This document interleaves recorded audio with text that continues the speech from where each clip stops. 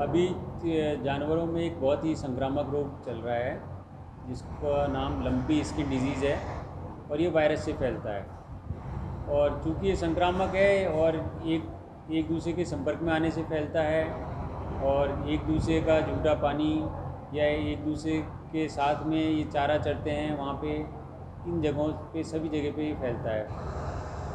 अच्छा सर, जैसे कि बीमार हो जाती है गाय तो उसको किस तरह से ट्रीटमेंट दिया जाता है, क्या है? देखिए, क्योंकि ये एक वायरल डिजीज़ है तो इसका एंटीवायरल कोई बहुत बेहतरीन यहाँ पे उपलब्ध नहीं है, तो इसलिए जो इसका सिम्टोमेटिक इलाज है वो करते हैं हम इसके अंदर। जो इसके अंदर हाई टेम्परेचर हो जाता है उसका ट्रीटमेंट किया जाता है, पाँव में जो सूजन हो जाती है उसका ट्रीटमेंट किया जाता है, और जो गांठों जो पेनफुल जो नोड्यूल्स हो जाते हैं इसके अंदर पूरे शरीर पे, पूरे पेनफुल नोड्यूल्स हो जाते हैं पूरे शरीर पे, उसके अंदर राहत दिलाने के लिए हम लोग इसका ट्रीटमेंट किया जाता है। इसका किस तरह से ट्रीटमेंट दिया जा रहा है? ट्रीटमेंट जो भी पशुपालक यहाँ पे ला पा रहे हैं अस्पताल के अंदर, उन सभी के लिए इन सभी जो भी सिम्टम्स आ रहे हैं उन सिम्टम्स को रिलीफ दिलाने के लिए इंजेक्शन्स वगैरह लगाए जा रहे हैं, और साथ ही साथ इनको मल्टीविटामिन दिया जा रहा है और इनका इम्यूनिटी बूस्टर भी दिया जा रहा है साथ में। क्या मानते हो ये बीमारी जैसे कोरोना आया था उस तरह के जानवरों में ये?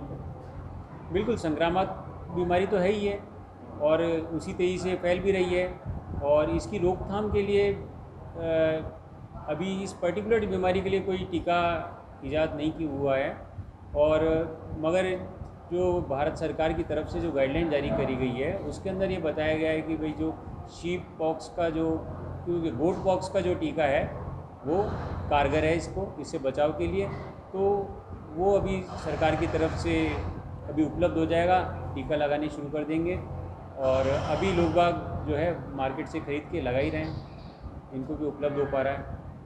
इस बीमारी को किस तरह से पहचाना जाता है कि जैसे पशु को या किसी को हो जाती है तो? जी हाँ, शुरुआती लक्षण जो होते हैं इसमें ये होता है कि पशुपालक आते हैं, कंप्लेन करते हैं कि सर हमारे जानवर जो है एक पाँव में तकलीफ़ है उसके, या दो पाँव में तकलीफ़ है, या चारों पाँव में तकलीफ़ है, चल फिर नहीं पा रहा है, उठ बैठ नहीं पा रहा है।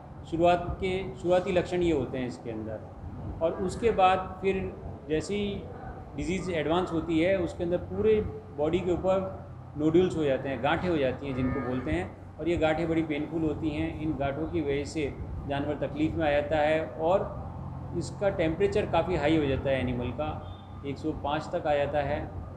तो इस सब चीज़ों से बचाव करने के लिए हम ट्रीटमेंट किया जाता है, राहत दिलाने के लिए ट्रीटमेंट किया जाता है इनका, एनिमल्स का। अच्छा, तो इसका जो दूध होता है वो जैसे कोई पीता है तो कोई नुकसानदायक रहेगा ना? नहीं, दूध अपन इसका जो संक्रमित जो जानवर है उसका दूध अपन काम में ले सकते हैं, गर्म करके काम में ले सकते हैं, कोई उसमें दूध के साथ को काम में लेने के लिए कोई भी तकलीफ़ नहीं है उसके अंदर।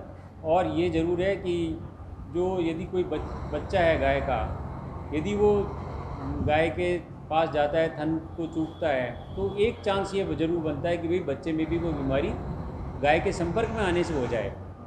दूध से कोई बहुत रेयर चांस है कि वो ये बीमारी ट्रांसफ़र होगा। ये कहाँ से ये कुछ पता है बीमारी?